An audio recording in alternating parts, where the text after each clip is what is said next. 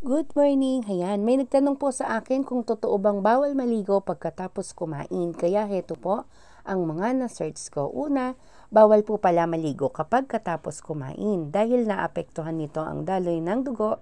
Kaya mas mainam nakaligo na bago kumain o 30 minutes pagkatapos kumain.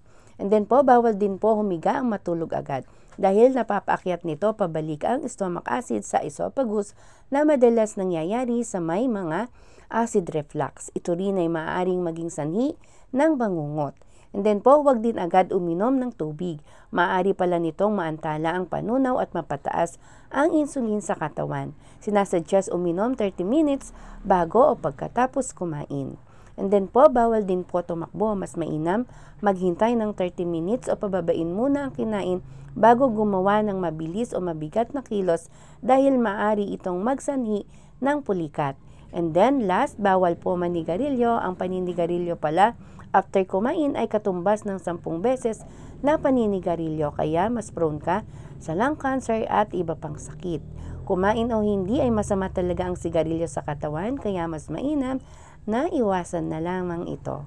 Yun lamang po for today. Ayan, sinasuggest po na kung meron kayong mga sitwasyon o health condition, mas mainam po na magpakonsulta lagi sa doktor. Yun lamang po for today.